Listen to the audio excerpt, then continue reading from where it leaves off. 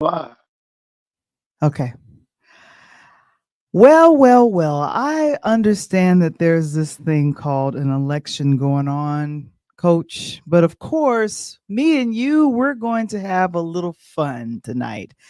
Eh, Not too much Call it about that. digging in the crates. Digging in the crates, big time. I mean, like, who wants to think about an electoral vote? I don't right now. I need to have some fun. I don't know about you, but I need to have some fun. Right. I mean, because when we get finished tonight, you got to deal with them for the next 48 months. So, hey, why not have one night of fun?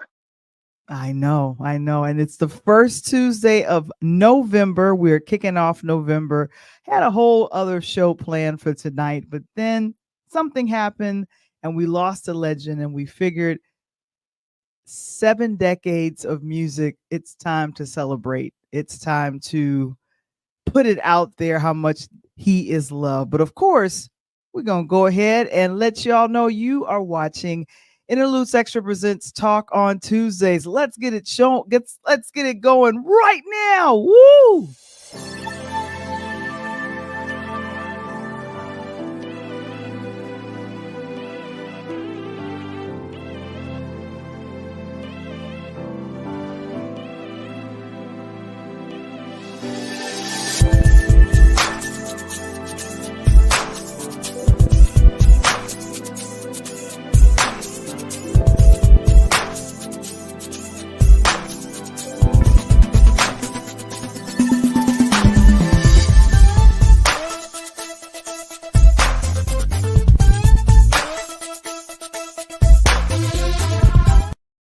It's another Interludes Extra presents Talk on Tuesdays. You're here with me, Val the Voice, and of course, Coach Well, only Tony coach, Tony. Thompson. What's that? That's right. That's what's going on. And of course, we have our affiliate sponsor, KeySpot, Connect, Share, and Grow. I always rearrange the words. And of course, if you would like to get more information about KeySpot, I'll ask Mr. Springer to go ahead and place it in the chat. A DJ Saved My Life. It is the memoir about how going through the pandemic, being a DJ and starting this podcast literally saved my life. So, of course, old school song, it always comes up. It always comes up. Quincy might have produced it. We don't know. But anyway, a DJ saved my life and it is available. You scan the QR code. And of course, there's merch. There's merch. We're so excited. There's t-shirts, there's mugs, there's things happening. Of course, we got the Pull Up podcast show. We got merch coming with that as well. So it's all going down, all going down. Of course, if you want to learn how to do podcasting, go to Interludes Extra presents Find Your Voice on Patreon. Join our community via Patreon today at patreon.com/interludes. And of course, I wanted to look and see how things were going. Coach is here and there in Tennessee. 2024. I'm so sorry. Well, let's do this first. What you do over the weekend, bro? Man, Val, it's one thing to go vacation and have fun. There's another thing to go vacation and bump into not one, not two, not three, not four, but 6 to 8 of your classmates from 20 to 30 years ago. That is just ridiculous. That's all in the man up above. And I just loved it. My girl right there, Leslie Farr. I met her coming out of the airport in Southwest Terminal in Phoenix. My homeboy right there, Rich Austin, my boy. We used to do some crazy things. Both of them are actually Morgan Park high school graduates, back in Chicago.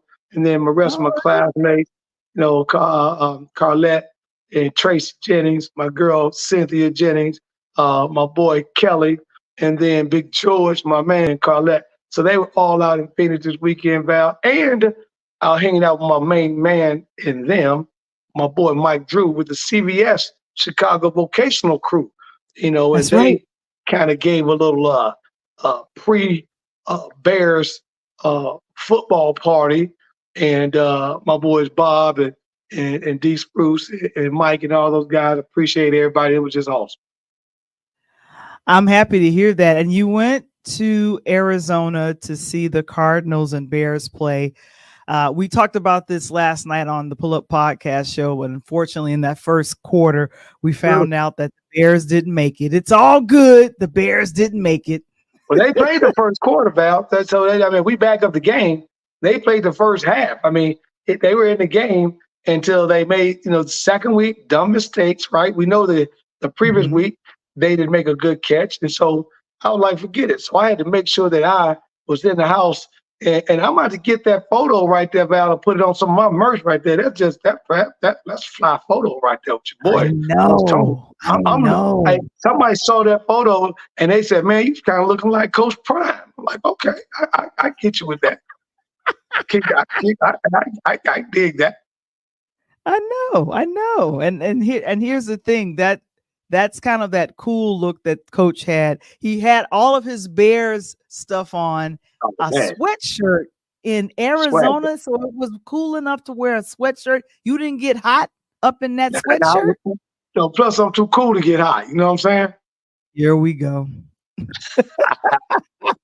Here we go. Oh my goodness, you were cracking me up.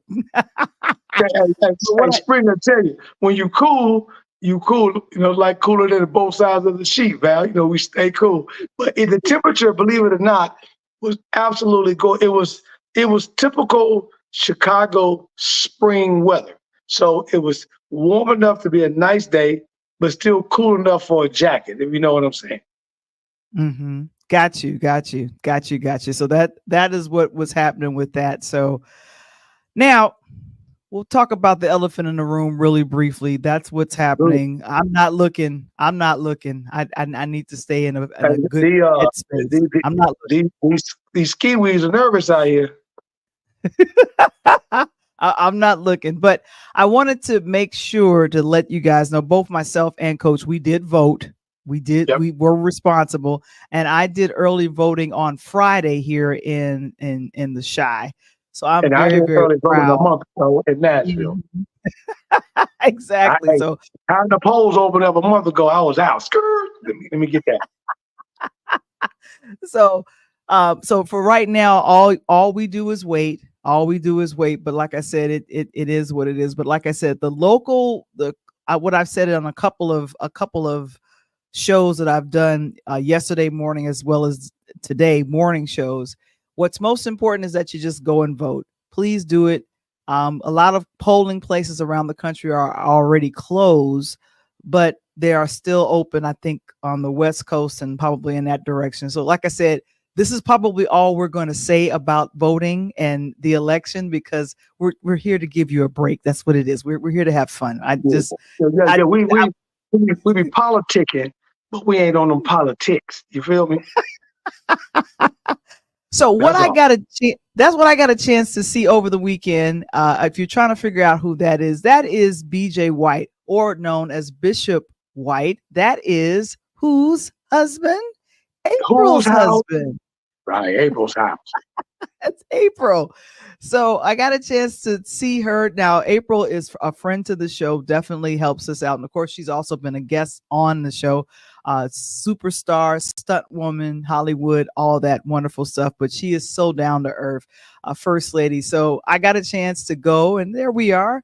That's her college friend from back in the 80s. Her name is Cheryl. Okay. And so I was like, and we almost, I think all of us had like a black and white or a black and what do you call this, purple situation happening. Yeah. Did everybody send out a memo or something? No one sent out a memo. Absolutely nobody sent out a memo. I knew you was gonna have a little black and purple because that's Interludes Talk on Tuesday. So you had to get your vibe on with the same color as the show. I knew that. So yeah, I'm telling you, that's just kind of that thing that happens, but definitely we really had a good time, and I can't find the other picture that I had, but like I said, it was good to see April here. I think they're literally on the way back to Cali like right now, and so I say thank you so very much, April. It was great seeing you on Sunday. Great Sunday brunch, just really a good time had by all. So that's what we're doing. Now, let me ask you, Val. Where were you guys at? What particular church? Where was it at? We were at Zoe Life Ministries on the west side. We were on West Madison and Side. Marvin. West Okay. side. Yeah, so that's where we were, and I've been there before. The last time I came to visit her there, her and BJ had to jet to the next situation. So I was like, oh wow, I'm sad that we didn't get a chance to hang. But we went to a soul food restaurant in Hillside, Illinois, on Okay. further west. So I was just happy to What, just go ahead 27? and hang out. Oh yeah, somewhere in Hillside. So I was just really happy to be able to do that and to make sure that we go ahead and do that. But oh my goodness. So what I would like for you all to do, and thank you, Mr. Springer is on top of it. He's like, we're talking about doing what we do. I'm going to be looking at, we had a poll of some of the favorite songs that were produced by Quincy Jones, but when we go ahead and take a break, we'll be back. But I want to find out exactly what some of your favorite songs, and we're probably gonna shock you to let you know there are some music and artists that Quincy Jones produced, and you never knew he did it. What? Right. So tonight, this is an education night for those that know. Education. We here to teach. So we'll be right back after this. Hey, it's your main man, right back at you, coming live here from the Rise Studios, and it's your guy talking about what? Pull Up Podcast Show. What is the Pull Up Podcast Show? It's a brand new podcast hitting your airways nationwide, talking everything on sports, from baseball, basketball, hockey, and then I tell you, we're going to have a lot of fun. So make sure, if you want your questions answered, you want to have fun talking a lot of sports, make sure you pull up on me, because it's the Pull Up Podcast Show. It's the Pull Up Podcast. It's the Pull Up Podcast. It's the Pull Up Podcast. Pull up, pull up. Also, for those that want to learn a little bit more about this right here, oh yeah. That right there, that's the Rise, NIL, talking name, image, and likeness. Those having opportunities to get paid, you want to tune in to it. Sports show, let's go. It's the Pull Up Podcast. So it's the Pull Up Podcast. It's the Pull Up Podcast. It's the Pull Up Podcast. Pull up. It's the Pull Up Podcast. It's the Pull Up Podcast. It's the Pull Up Podcast. Pull up. Let's go. I always get hyped. My nephew still got me hyped. Man, my guest, and I want to send thanks out to my guy, my coach, Coach Spencer Richardson here in Nashville, tied to Vanderbilt University, for taking time last night out of a very busy schedule, Val. I mean, he kicked it with us in the gym. You know what I'm saying? That's like, on his job. He stopped a minute on his job and said, the Pull Up Podcast is that important. I need to jump on this. So I appreciate that. And I made sure I sent him the show to rebroadcast again. So he told me to tell you he had a very, very good time on the show, and definitely look forward to working with us and looking at some of his athletes down the road getting on the show with us as well, Val. That's a good thing. That's a great thing. I mean, I'm so grateful that he got a chance to come on the show and really enjoy doing what we do here, and said he was impressed and said, why are you guys doing all the graphics and stuff? And I'm thinking, good gracious, there's a there's a lot that goes on. Exactly. There's a lot that goes on behind the scenes, and definitely doing what we do. I want to make sure, I think we are not streaming to Instagram. So let me go ahead and take care of that real quick. But of course, OMG. We lost another. This month's been a month of heavy hearts. I mean, James Earl, Frankie Beverly, Quincy Jones. I mean, you're talking about three of the high architects and Black African and male men, but you're really talking about two of the cornerstones of music in terms of Frankie and Quincy. Ridiculous. Yeah. And one thing that I thought about with Quincy Jones is and I'll tell people, I was the nerd that would read the album notes, and I'm sitting there like, I was fascinated with music. I was fascinated with vinyl. One shot that I love that I got that I want to make sure that I show is Quincy in the background. There's like a reel to reel happening behind him. I don't know where is that shot? I know it's in here somewhere. I don't want to go too far. There it is. There it is. There it is. How many people know what a reel to reel is? I had one. And let me tell you, Val, I had one, and we used to do in the basement, and that's the first time in my life when I originally started to DJ that I didn't have one turntable.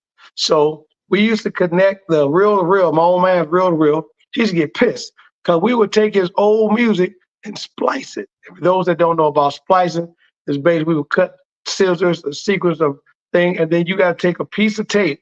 I mean, a thin piece of tape, and put it on both sides and carefully put it back together so that when it got to that piece, that it would be skinny enough that the reel wouldn't get stuck in the machine because it went around. But we used to love that. I had a pitch control on it, the whole 9 yards. So I used that as my second turntable until I actually got another turntable. So man, that is to see Quincy Jones in the studio with that real equipment, man. That just bring you back right there. I know. And so this is kind of the history that I know about Quincy, and this is me just kind of, thinking that. So he died 91 years young. I want to just say young, not old, but 91 years young. So he had been working as a musician since his teens. He was born here on the south side of Chicago, on the south side of Chicago, proud of that, but was raised in Seattle, Washington. So a lot of Seattle and both Chicago have had wonderful write-ups about him and his life and what he contributed to music. But like a lot of producers, and in my mind, I think about Jimmy Jam, Terry Lewis. I think about Teddy Riley. I think about Ashford and Simpson. They were musicians. These were musicians. And when I say musicians, like they know chords, they could play by ear, they could play by looking at music. And Quincy Jones had an entire career before both of us showed up. When I say, I'm talking like the 50s. I'm just talking about, and it was all in the behind the scenes in the producing and production, kind of like with I just had his name in my head. It'll come back in a minute. Barry Gordy, same thing. These guys were like behind the scenes in the production, and for Quincy, it was kind of like, as you just mentioned, it's kind of like you and I grew up with the Jordan era, right? And then you get a young kid. They'll wear Jordan shoes, but they don't know who the hell Jordan is because they never seen him play. They just know that's a cool shoe and everyone's wearing it. But if you ask them about LeBron and Kobe, they can write a book about it because that's who they've seen. So to have Quincy, think about it, Val, have Quincy extend over 70 years, decades. He touched a lot of people. He touched a lot of people that he touched that left this earth before he did. I know. And here's the thing. When you are working with, now what was popular and what was known back in the 50s and 60s was jazz. So we're talking Diana Washington, we're talking Count Basie, Cherry Iceman Butler. We're talking Dizzy Gillespie. These are some of the jazz greats that he worked with as a musician. And he was a trumpeter. And if has anyone seen the movie Ray? Has anyone seen the movie Ray? Yeah, you better see Ray right now with Jamie Foxx. I don't know with Ray. I've seen Ray always. He drove down the street with his glasses on and drove around there. Go give me some to drink. I know. And Brian, he says, love Quincy Jones. Rest in peace. You will be missed. Most definitely. Yeah. And Definitely. Speaking of that, as Kevin Springer just brings up breaking news, Prince's only sibling, Tika Nelson, just passed at 64 years of age. So that's breaking news, on the back of Quincy. So that's, again, the man upstairs is working. Is he now? Yeah, because I have to say that I think she was kind of still keeping the legacy going for Prince, keeping things going regarding the foundation. Like she came up with everything regarding Yep. the what's the name of the thing in Minneapolis? It's a specific name that it's called. I forgot. But Oh, yeah, but oh, the I great just thing had now it. so she Nelson is 64. She's 64 years young. So I didn't realize she was that far behind in age of Prince. So interesting. There's a And there's a I difference. think that's more of his half sister. Okay. If I'm correct, and I think that's the reason why. 'Cause, him and his mom and dad went through what they went through, and I think that would end up being his half sister once dad left. Oh, okay. So the cause of death is not disclosed at all, and they said that was announced on her on Nelson's Facebook page, and she said um, the family statement remembers her as a daughter of Maddie and John Nelson, and she's best known as Prince's sister, and worked to keep his legacy alive with his fans attending fan and industry events. Yep. So Was that Grand that's Slam? right. Yeah, Yeah. Grant. Well, no, Grand it's Slam. called something else, but I can't think of the name of it. But you're correct. She is a half sister Right. to Prince. So don't want to stay Correct. on that, but thank you so much for that breaking news, Mr. Springer. But and I was trying to grab her picture, but I can't do it all, so it's all good. Yeah, it's all good now. So guy, Quincy, we're gonna go back before I even ask you guys. I'm gonna Mhm. a moment ago, Val just asked you to put in a tagline, send it so Kevin can put it up. Your favorite Quincy produced songs. And as you guys are thinking about that, I'm gonna give you tonight an education on even some of the records that you have no idea. This album and this group right here called Midnight Star, right? Now And I the need song you. on there, I need you to look at the. I need you to look at the notes. Look at the notes inside of the notes. okay, okay, I'm being funny. So like, okay, check this out. So I got this one. okay, So that's Michael. That's Michael Jackson's Bad.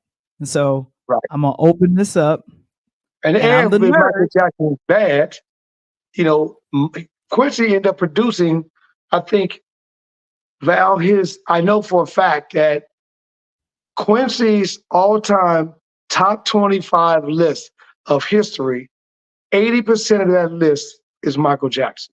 80. I can't turn this. I can't turn this right. Okay, there we go. It's a little thing. So this was over 100 million seller. This is Thriller. But So one thing that I Thriller, will say, but one thing, let me jump to how did Michael Jackson encounter Quincy Jones? So this is how I got to know and learn who Quincy Jones is. So let me make sure that I do this first. Here we go. So there was this thing called The Wiz. It was right. a movie, a movie that came out in 1978. I was about 7 or 8 years young, and so there's my favorite scene in the film, and one thing that I'll say about it is, and I'm gonna quote from. I went on Quincy Jones's IG page. I know somebody was working his IG page, which is wonderful. He talked about doing The Wiz and where it was shot. So if you guys can see this, everybody is in gold. That was the last scene, and he's playing the piano. What was very unique about this scene is that he turned around, broke the third wall, and looked directly at the camera. And then he smiled. He was playing, and he went right back to playing. And I was thinking, why would they focus on this dude playing the piano that I didn't see any keys? I just saw him going in, just playing and stuff. So come to find out, Quincy Jones produced the album, the soundtrack for The Wiz. One of many movie soundtracks that he had produced, but on that set is where he met the Scarecrow, aka Michael Michael Jackson. Jackson. Yeah. So what you got? I mean, I love that, and before I even move away from that, Mm-hmm. Val's Thriller only ranks number 18 on Quincy Jones all-time list of top, lists that he produced out of that. And the Mhm. Thriller album was just phenomenal. The one I really enjoyed, which I love even dropping of all times, is that, I didn't get a chance to pull it out. Matter of fact, sitting right next to me is Billie Jean, which ended up being number one of all Wow. time Quincy produced record. But the one that threw me more than anything, Val, that I didn't even know, and you guys may or may not know these guys right here, but old school. He produced the Brothers Johnson, Strawberry Letter 23. Oh my Mhm. goodness. If you ain't up on that Yeah. old disco, you better get it. And then after he did that, he came back and produced this old Brother Johnson album with the 76, 1976. I'll be good. I'll be good to you. So, I know that you guys know about Jackson and all that. We wanted to let you know how broad Quincy was. And for those old school guys that were into, you know, um, Farm Aid and stuff like that, 'cause they don't do it anymore. Quincy was the one that was behind We Are the World in 1985. So I'm gonna go ahead and I'm gonna stop you right there because you're running you're going real fast right now. You like pulling the put the pedal on the metal. The gentleman in the shot right here, his name is Rod Temperton. So Rod Temperton was a songwriter and musician that he worked with on the Heat Wave album. I got Now, that one too. a lot of people don't know that one. So, in regards to working with Rod Templeton, this was a post that Quincy Jones did on IG. He said, I never forget when Rod Templeton came out from the UK because he's not from America. He was from overseas to visit me 6 months before we did Off the Wall. He wanted me to manage his band Heatwave, who had a hit single Boogie Nights in 1976. Boom, boom, boom. Mhm. I heard their music and fell in love with it, but I told him I didn't want to be a manager. But Rod and I really connected. He knew his stuff, had an excellent compositional instinct, and wrote incredible music. It was as if we had immediately become brothers. So I called him 3 or 4 months later to write a couple of songs for Michael, a few songs for Rufus and Shaka Khan, who I was producing That at the too. time. That's right. Thinking we probably just pick one of the songs Rod submitted for Smelly. That was a nickname that he had for Michael Jackson. He sent us Off the Wall, Rock with You, and Burn This Disco Out. So the gentleman you see in the picture right there, Rod Temperton, wrote Off the Wall, Rock with You, and Burn This Disco Out. And well, as you all know, we ended up with using all three. Then he wrote Master Jam, Live in Me for Rufus and Shaka Khan.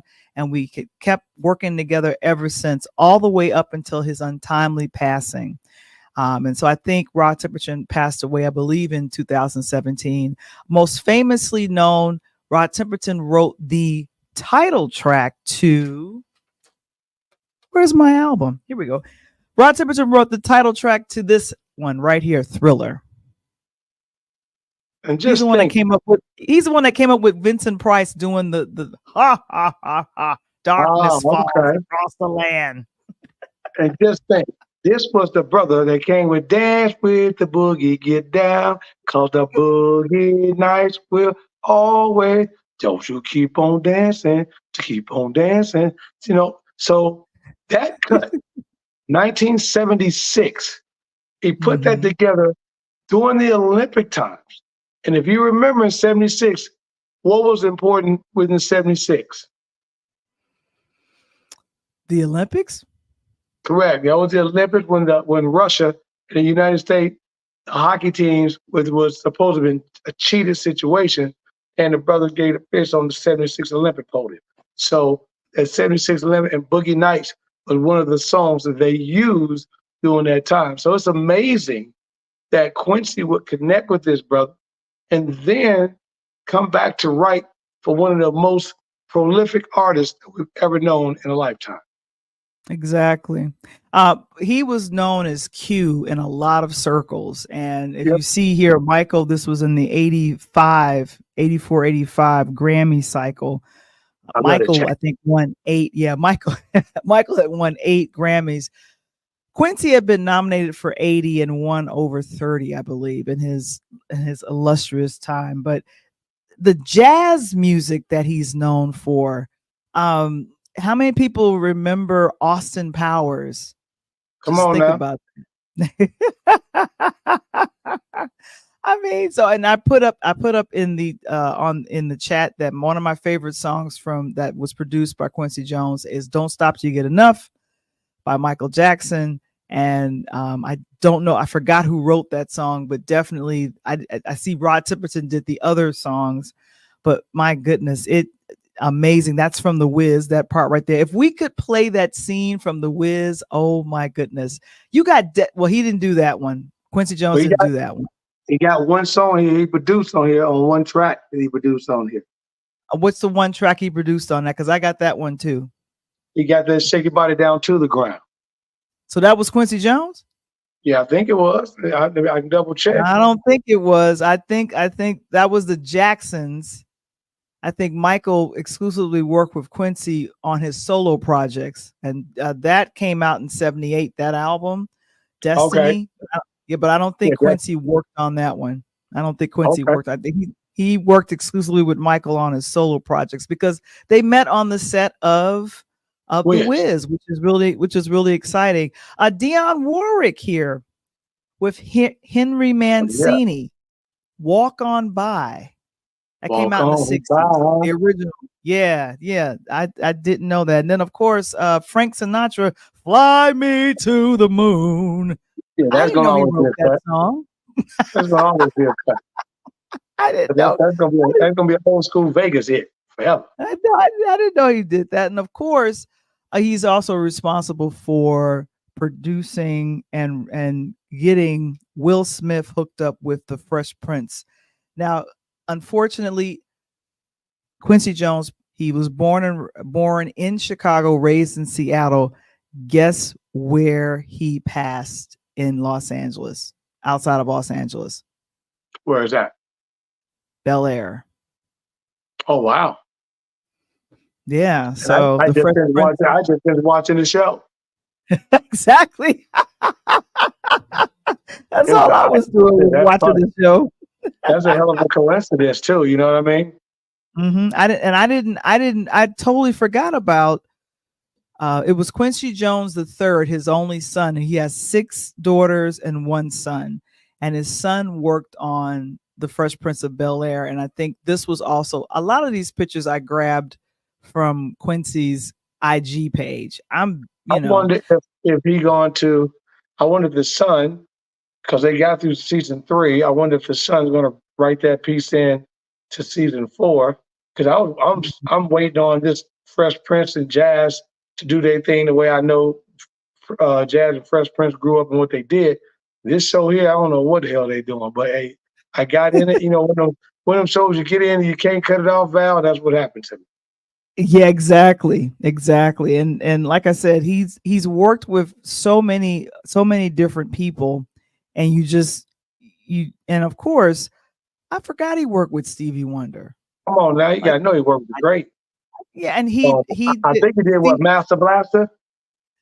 And Stevie Wonder was not too. He would sing backup vocals. He's one of the people singing backup vocals along with Michael Jackson on Quincy Jones' The Dude album.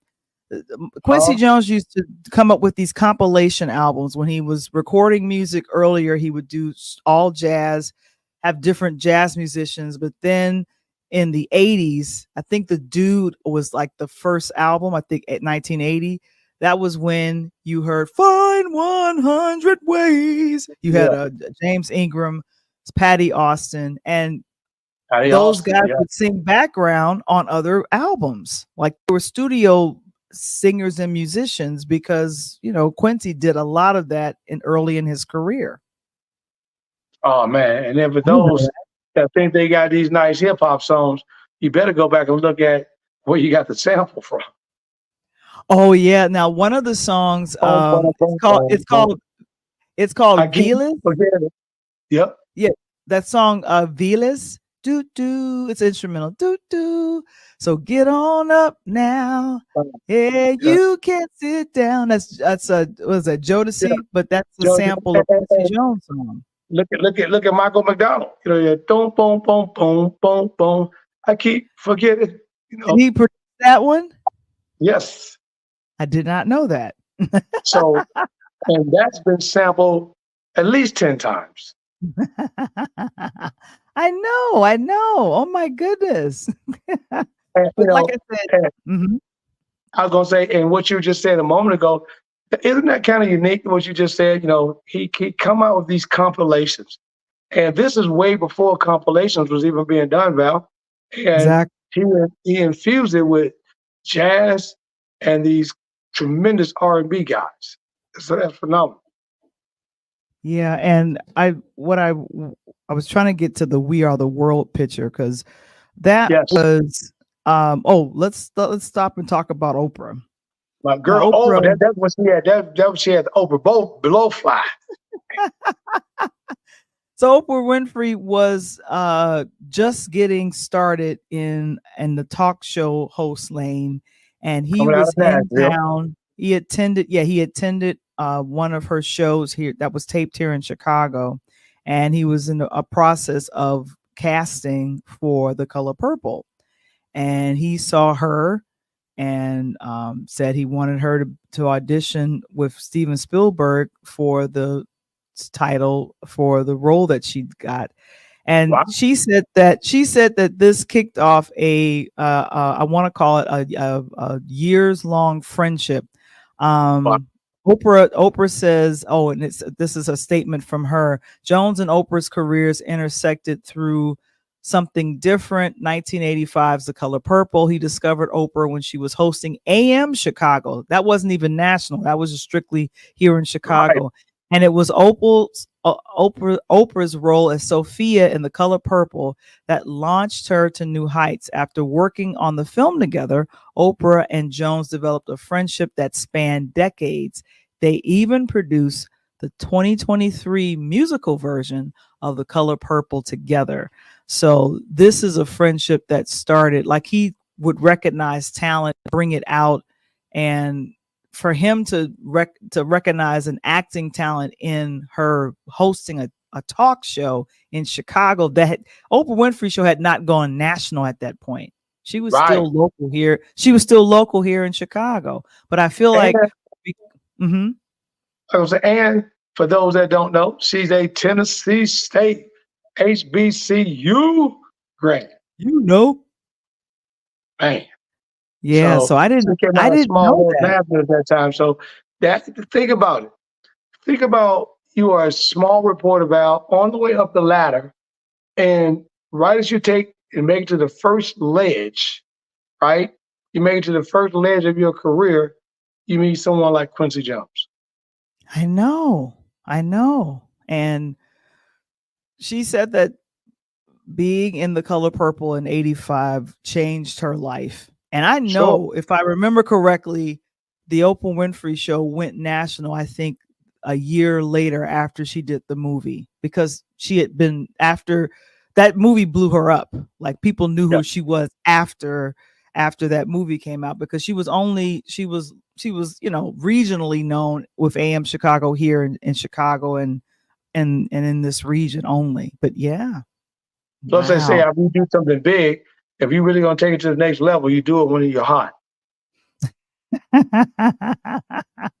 she Exactly, was hot. exactly. Another post that I saw from Quincy Jones, because I don't know, I guess he would tell them to write it, and then somebody else would type it in, because I can't imagine him doing all of this.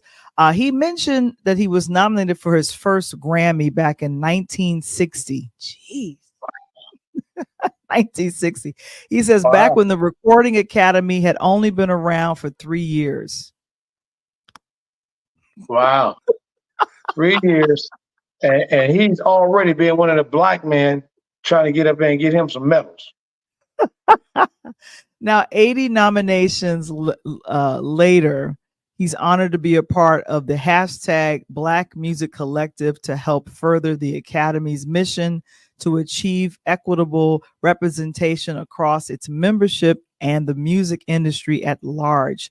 It's time to listen and take action. So let's keep on keeping on till we get it right. So Yeah. one of the things that I want to make sure that I mention is how many color barriers that Quincy Jones broke in the late Uh, 50s and early 60s 6 foot. in it, Six foul. It was like being at the Olympic. He got to jump over 6 feet, about six. He probably jumped off 7.5. The way they was. And before you answer that, Val, I just want to say, welcome on aboard, Ashley. Thank you for your kind words, and say Quincy Jones and Tika Nelson will be missed. And my girl Dejanelle, appreciate your kind words. You know, she said, hey, as I mentioned earlier, the man upstairs is working. When your time is up, it's up. But you know, We Are the World is one of the best. That Val, pull some information on that. That is one of, in terms of a compilation, I don't think that there's been a better compilation of singers, career singers, Val, that had the type of careers like they had everyone in We Are the World.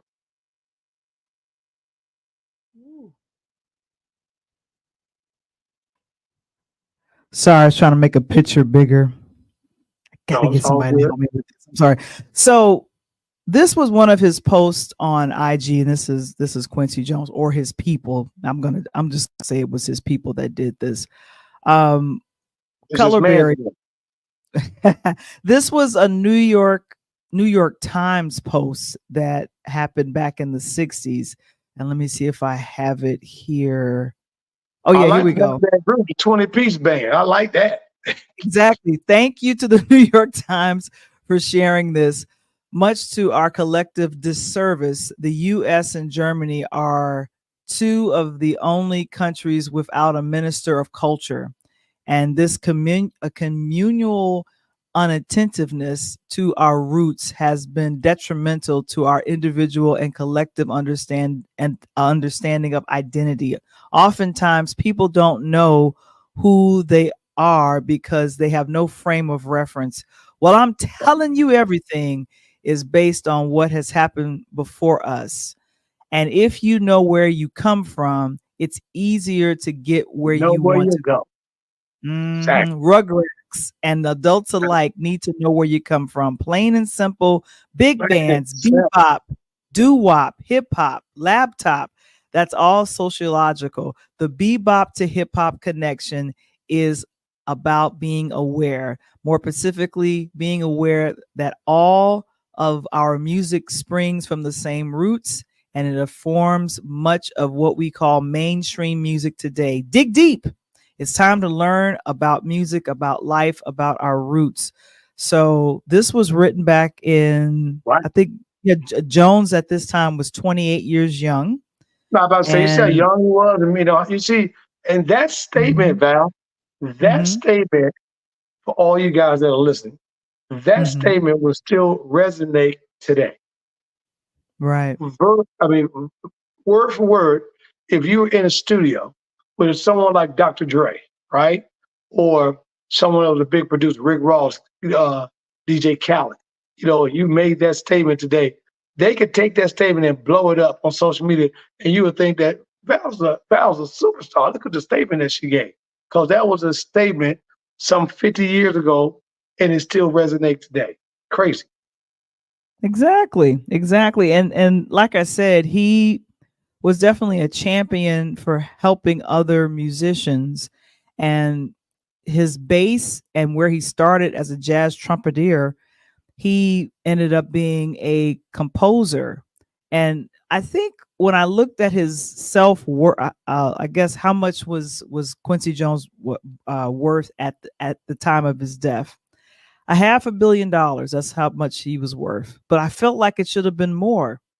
I do too. But it's Mhm, funny, Val, when you say that, when you see these artists at the end of their career, whether they pass away or unfortunately get locked up, and you see some of these artists, you're amazed that the money and even some athletes, at the Kareem Abdul-Jabbar's, right, and the Dr. J's and stuff, you find out that the money that they got should be way more than it is, and it's not.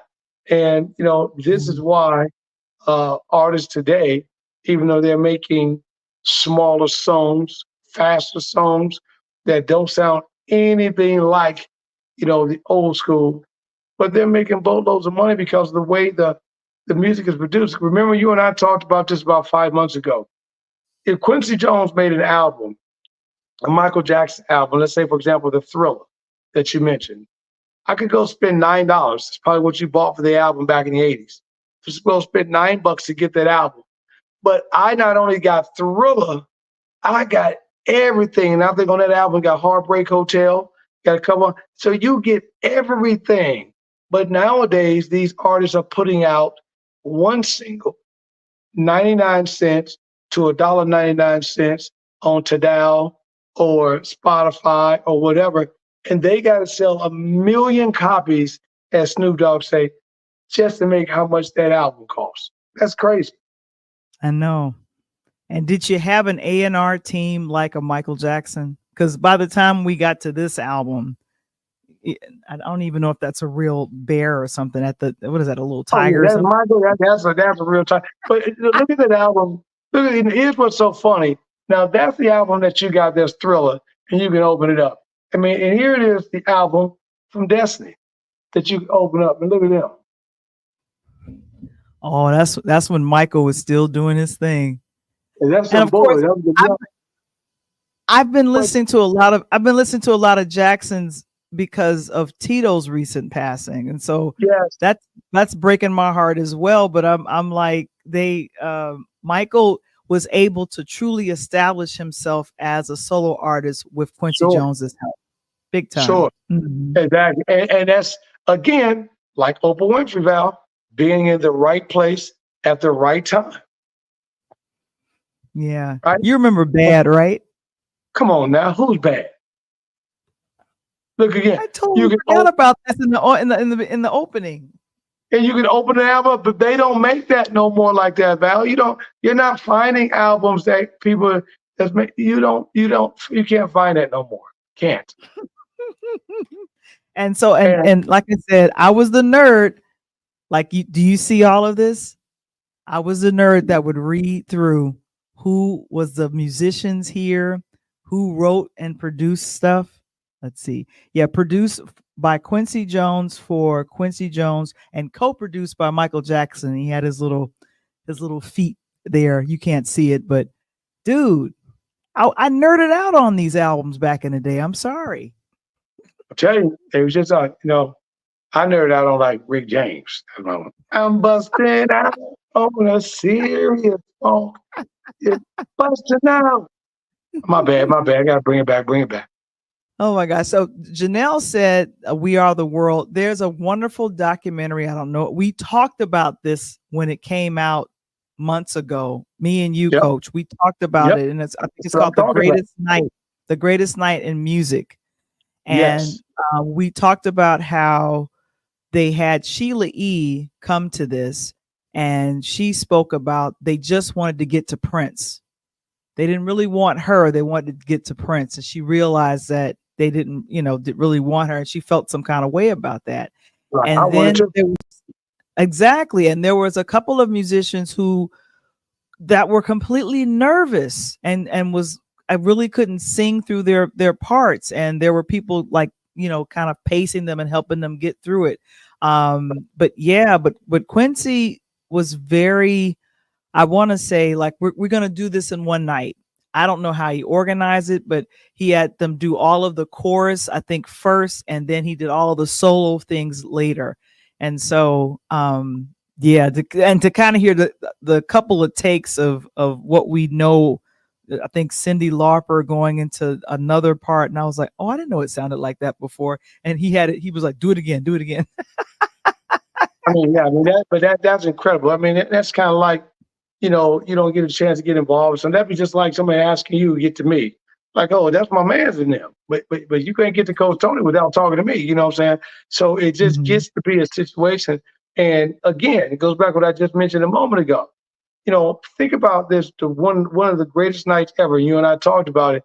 At that time, we probably didn't even know Quincy was sick then, Val. Right. Right. Because he was probably, I don't know, just kind of going through it or whatever. But I think his daughter, and I want to get to that, Rashida Jones, was the one that came up with the Quincy documentary, and that was done about six years ago. But of course, this is him with, I think, Rashida when she was a baby, and I Yeah. think this is Peggy Limpton. I think that's either her second or third wife. I'm not 100% sure, but Rashida definitely. I think she's the most famous of the seven siblings that Jones has. I had a family photo of everybody, but I couldn't grab it fast enough. Now, what, now, But what is she doing? Is she part of the legacy of his foundation and keeping it alive? What is she doing? well, I think because she worked on the documentary, that's kind of what is happening regarding keeping the legacy alive, is that she wanted to make sure that there was something to document his life. All And right. when she did the Quincy documentary just for Netflix, you're able to kind of see the full layout of his entire life. And Lorenz Tate Ooh, portrayed Quincy Jones in the yes. Ray film with Jamie Foxx. A lot of people I, don't know that I too, but yeah. forgot about that. Totally forgot Hmm. about that. Hmm. And, And and, yes, and that's the here's name a of it. question I'm Thanks, going to ask Kevin. you. Hmm. Here's a question I'm going to ask you. With the Spike Lees of the world, the Tyler Perrys of the world, right? Hughes brothers. With who is the other brother? I just think about the black. Do you think that they being those big heavy hitters will produce? And even Denzel's got his hand in doing some producing, or Oprah, because Oprah's got the Oprah one, and she's done some. Do you think that they would come back and do a movie on Quincy? Because they did one on Bob Marley, and that ended up being a great movie. Matter of fact, after I saw that Bob Marley movie, I started listening to even more of his music to get a Me better too. understanding. It was incredible. So, do you think that they would do something like that for Quincy and be able to put it in a movie format that really I, tells his life? And if so, I who do you think that will play him? That's a very good question. I think, let's see. I feel like someone younger, and I'm thinking like who would play him like right now. It would to me would have to be someone that would have to know how to play the trumpet or look like they know how to play the trumpet. Like they would have to play, and then be able to play him from a range of age, 17, 18, or 16, Well, you got all to the way probably up have four until, people. You'll probably have to have four people. And I'm thinking Lorenz two Tate. people, probably Well, two even people. yeah, two or Yeah. three at the most. But yeah, I would say Hmm. two people. Lorenz Tate would have to be that guy that will probably play him for me in his middle age, because he's already played that role before. And I would probably Hmm. have him play that again, that 25, 30, or that 30 to 45 range. As a young guy coming up, I would possibly even use maybe even the kid that played in the Power, Tariq, that Tariq kid, or someone similar to that who's got the name and people are going to want to see. And then for the older Q Jones, I don't know who would play the older side of him right now. It would be very interesting because you have to lay out the later part of his life. You know, Right.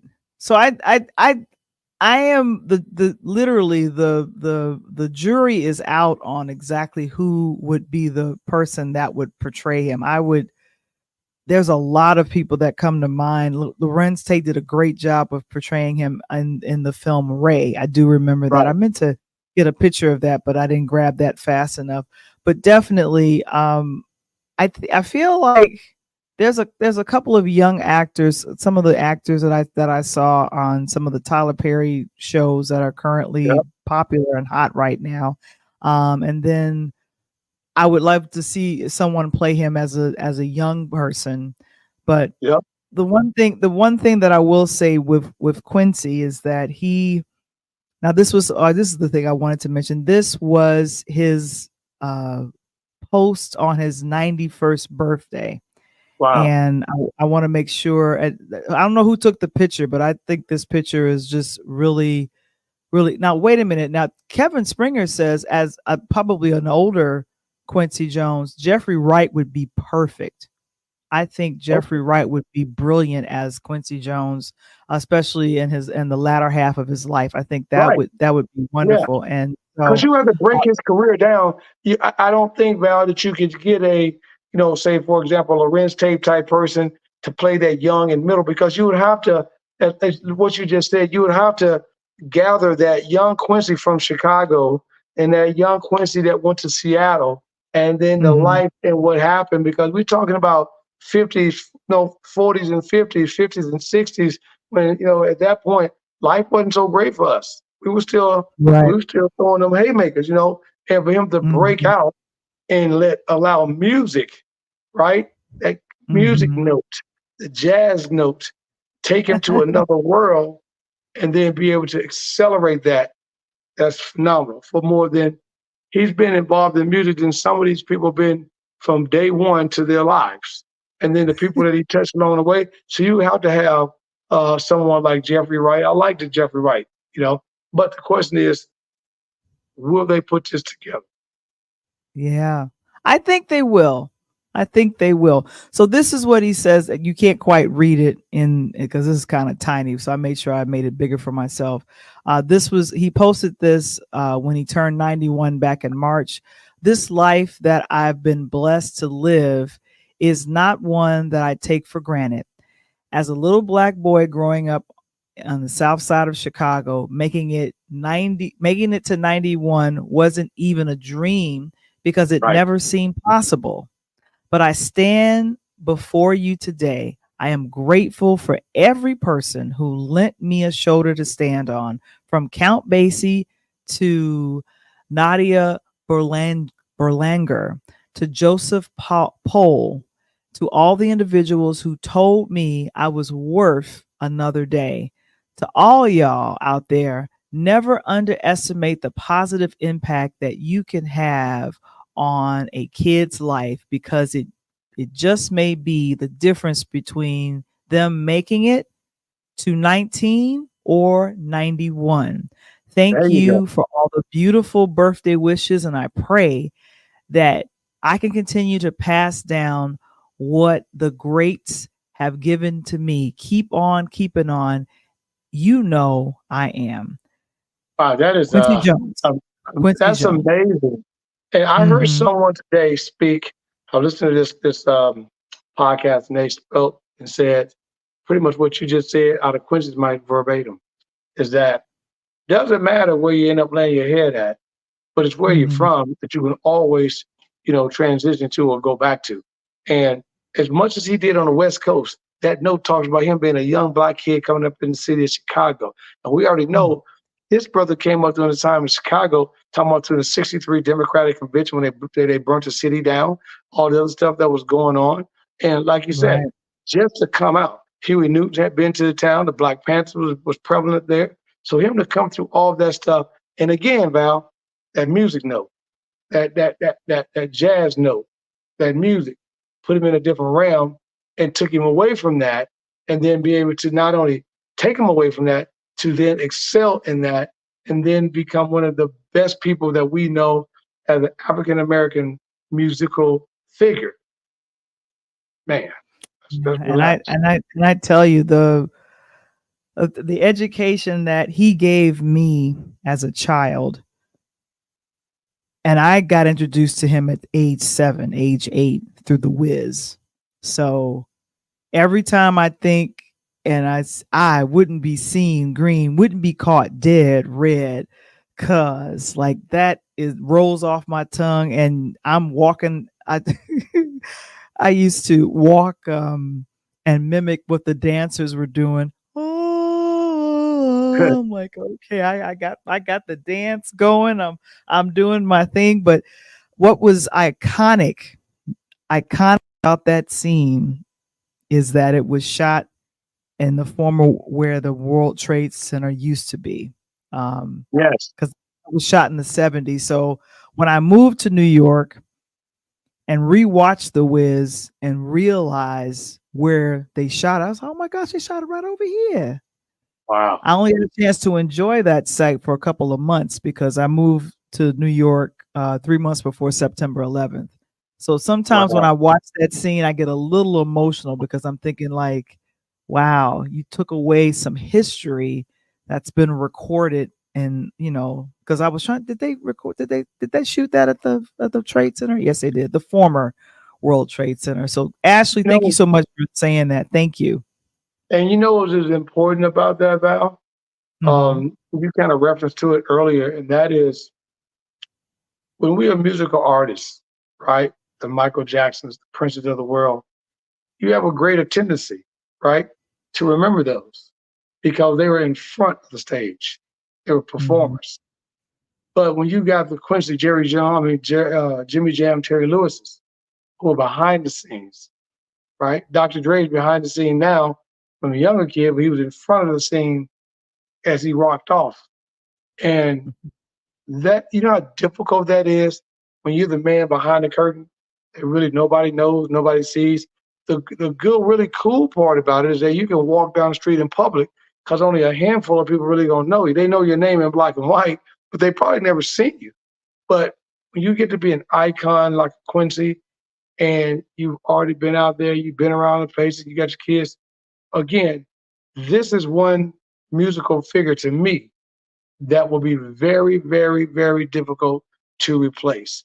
And I don't think that you will see another Quincy Jones ever come through our lifetimes or possibly our kids' lifetime that's going to touch that many artists only because the way the music has changed today. Yeah. And there's a lot of people that's, I feel like a lot of producers or people that work behind the scenes um, say that Quincy Jones is an influence on what they've done. You talk to Jimmy Jam and Terry Lewis, they mention Right. Quincy Jones often. You That, talk to a Missy Elliott, she'll mention Quincy Jones because she's done a yes, lot of stuff behind the scenes. You talk to a Teddy Riley, you talk to yes. Babyface, they'll tell you that Quincy Jones was someone that they emulated, and of course, just we have only literally scratched the surface of all of the music. But I tell you guys, for the folks that are around myself and Coach Tony's age, if you go back into your record collection, or you could do the research online, I bet you some of the music in your collection was touched or produced or sampled, and it's Quincy Jones. And that's, again, Val, that's why I love, you were laughing as we were getting the show started tonight. He's like, I hear you over there because that's why I love the vinyl. That's exactly why, because I could physically go touch a Quincy Jones album, put it on, and listen to it, right? Clean up the house. I don't have to say, hey, such and such, play this and that. Hey, blah, blah, blah. I don't have to. I got the album, got the vinyl. And for those that don't know, as of 2 weeks ago, vinyl is making such a huge return that they're predicting between now and 2030, vinyl will be back as the number one purchased product for music again. Do you see how shiny Michael is?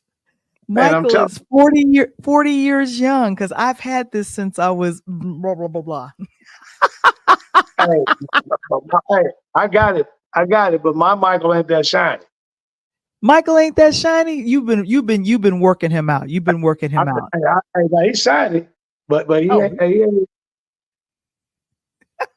I still got a shine. no, But but I got him where he had to pick his, he had to pick his Jerry curl out a little bit on there. You know what I'm saying? Mike had no, that fresh curl. but I don't. But I have to say, of the 3 albums that he did with Michael, this is ironically is not my favorite. My favorite is Off the Wall. Yes, by far. Again, Off exactly. the Wall is my favorite. Yeah, I don't. living off the wall. We living off the wall, Mhm, off the wall, mhm, off the wall.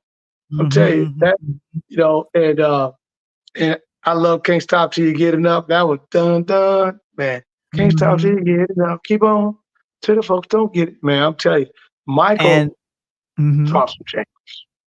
Oh my gosh. And wanna be starting something off a Thriller. Oh, you wanna A be Pretty starting. Young Thing. Did you Yep. know LaToya and Janet did backgrounds on Pretty Young Thing? Yes, I had read about that prior to. And don't forget about Rock with You. I want to rock with you. I want to rock with you is dope. And that was Rod Temperton. That's one of the songs that he wrote for Michael. But like I said, this has been, I want to say, I love being able to celebrate someone like this. So for the Jones family, I just want to pray for you guys. To us, we're just grateful that your father left so much music for us to enjoy for Yeah. decades and generations to come, because his music career spanned 7 decades. Not one, not two, but 7. Again, And Val, that's the gracious. real OG. And you don't have to worry about explaining who I am. It's like the old boy said, Google me. You know what I'm saying? Because Quincy is Quincy.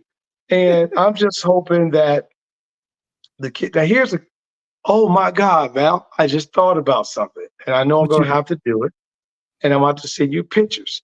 So, we're the only ones that got the African American Museum here in Nashville. And I happen to know the director of the museum. I'm gonna try to reach out to him. I guarantee you, they're gonna probably do a Quincy Jones compilation someplace in the museum. I guarantee you that. Yeah. So I'm I'm I'm gonna al- keep my I'm eyes out almost whenever they do it. I'm gonna go. but you know what? They're in the African American Museum in Washington D.C. There is a section, not necessarily on Quincy Jones, but on jazz, and he's in that section. That I remember seeing. Like, he's listed with alongside of Count Basie, Dizzy Gillespie, Duke Ellington. Like, Yeah. he's respected in that. Herbie Hancock. Oh yeah, Like, I got these some are the Herbie these, album too. Rocket. exactly. And he's got the same thing here. But I'm saying that Mhm, the one in Nashville is so unique. And I think mhm, again, they're gonna make a banner. They're gonna probably have a room. Like a perfect example, I told you this summer when we went down, um, when I had the family reunion, they were doing the Prince exhibit. And you walked in, they had everything in mhm. purple. And the moment you walked into the bigger portion of the room, they had Prince's entire legacy from uptown all the way through. And it was amazing. So, for Quincy, doing the things he did. I mean, think about what you just mentioned tonight, Val. Not only did the music, he had instrumental in movies, instrumental in sitcoms, right? So Oh it was yeah, the sitcom yeah, that he did was Sanford and Son. A lot of people don't know dun that he dun did dun Sanford and Son. dun dun dun dun dun dun dun dun dun dun. Yeah, that was it. Hey, you big dummy. So, hey, that was it. It's real. Red Fox, bless his heart, bless his soul. So Mhm. again, and I thought you were going to mention that earlier, and when people, you can't put that Sanford and Sons theme on to any older person who don't know that. And you don't even have to Mhm. know Sanford and Sons coming on, but you hear that theme, you know that's Sanford and Son, and that's Quincy Jones. Exactly, exactly. And I think that's what, like I said, that's what makes it phenomenal that, you know, Quincy pretty much, I think he produced and did over 20 scores for films. And Henry Mancini was the gentleman that introduced him into the front film world, and that's why I made sure to mention his name with that. But we're gonna wrap up. Coming up Yes. on next week, it's the Pull Up Podcast, a Pull Up Podcast show. Let me go back. What you got going on for next week? Again, as we talk to everybody quarter by quarter of sports talk on the Pull Up Podcast show, I'm going to go ahead and throw this out there because it's happening. We just got to lock a date down. Continue to watch the Pull Up Podcast show as you continue to watch Interludes Talk on Tuesday, because I got the man himself coming through the house, and I've got an okay from the one and only Mr. Chicago Bulls, Mr. New York Knicks, and Coach Bill Cartwright. For those older guys that know anything about who Bill, who, but if not, I want to give you an opportunity now to let you know that he's coming on Coach Tony's show. Pull Up Podcast Show, but I want you ready. 'Cause I want to make sure that we enjoy his time and we make sure we use his time wisely. And make sure that night you tune into the show, you ask some questions. We're going to talk about, if he allows me to, The Last Dance done with Michael Jordan. And then more importantly, playing with Jordan as opposed to playing with his coach, which was Phil Jackson with the New York Knicks. So I'm looking forward to that, Val. So again, keep your head to the sky and your eyes on the prize, because it's a Pull Up Podcast Show. That's every Monday at 8 p.m. Central, 9 p.m. Eastern. You want to make sure that you go ahead and do that. And of course, in September, I got a chance to talk to this young lady, Lakeisha My girl, Mosley. Keisha. Keisha. Oh my gosh. So of course, the audio podcast is now available. And of course, it's called Empowered and Focused, the Lakeisha Mosley's Guide to Breaking Free from Toxic Patterns. You guys want to go ahead and check it out, of course. And you guys can scan You did a beautiful job, Val. I'm sorry? You did a beautiful job. I forgot to tell you that. For those that don't know, Val was excellent. What I do for when? On the link that you sent me that you had me listen to with the podcast you and Keisha did. Oh, okay. I didn't know. Thank you. I didn't know what you were saying, but huh? All right. Hey, Maybe what you said. I'm trying to pump you. I'm trying to be the Quincy Jones over here. Come on now. I'm like, oh, that's what you said. Okay. Yeah. I was giving you Arthur Fonzarelli. Hey. So so we work together on a morning show at least 3 or 4 times a week. And of course, it was good to have her on. She had a summit called Breaking Free, and the summit had passed already, but she currently now has Confused to Focus, a journey to clarity and empowerment. All of these things are available on her website, IamLakeisha.com. But of course, you guys want to check out that audio podcast. It just got released, because what happens is we recorded it live, and then I have to go back and edit it and make some changes and then throw it in there, mix it into the soup and make it good. So that's how that works. You scratch it in. You a DJ. We ain't got no soup. You got to scratch it in. No, skip it, get it up in there. Oh my gosh. And of course, the Pull Up Podcast Show is going to be back on next week. So we're excited about that. And of course, a DJ saved my life. It is we gotta start playing that track for you. I still want last night, a DJ. And we don't do nothing but the instrumental. I think that's dope to the book, man. Well, I'm gonna be working on getting the licensing rights for the song so we can play it, and it won't be an issue. So that'll be fine. But go ahead and get your copy on Pure. Get their license. PureLighthouseMedia.net, or scan the QR code to get the ebook or your t-shirt or sweatshirt or mug with that beautiful, beautiful cover of the book done by Delano Johnson. So I'm just excited about it. I'm excited. And of course, lastly, we have the Patreon. All the fun stuff that we do, we capture some of the fun stuff that we do on this platform and other things behind the scenes. That's patreon.com. Go ahead and join us there. Find your voice here. Thank you so much for that, Mr. Springer. And now I think what am I going to do? I don't want to turn on the television just yet. I need to watch some more comedy or something. I don't want to watch the news right now. I'm going to the park, instead of jumping in the low end where you stick your feet in. I'm going on the high dive, and I'm just going to jump in. And, we back in the day, we went to the pool. They're like, come on, Val, you want to do, just jump in. So we're going to the deep end. For y'all, those that want to know, come on. If you can't swim, don't jump up in here, because I only got room for one. I may be able to get one of y'all out. I can't get everybody out. I will be avoiding the news for about 2 hours or so. I don't know if I want to turn it on, so I might just not turn it on until tomorrow, and I could just wake up to some news. But that's all I want to do. I want to stay in a happy place. So but this gonna be the longest damn election you ever went through anyway, because it ain't over today, girl. This election won't be over till like Christmas Eve. You know what I'm saying? Please Do not say that. We are going to find out. We're going to find out who our next president is at least by tomorrow or Thursday. It's not going to drag on. It's going to, Now, I'm going to be gonna predict fine. it. Here's how bad betting is, right? Do you Mhm. know that you could go on FanDuel or MGM for promotional purposes only and place a Mhm. bet on the date? I predict that it's Tuesday. I predict you won't know who this presidency is possibly until Friday or maybe next Monday or Tuesday. No, I'm predicting Thursday. Okay. I'm I think. predicting Thursday. And then when that happens, I got to pray again for other things so other things don't happen. So Oh yeah, because it don't matter what the outcome is. Your man's in them, so he gonna win anyway. exactly. Oh boy. So anyway, we're done. We're done. We're gone. Great. We're out of You here. know our word. Peace. Peace.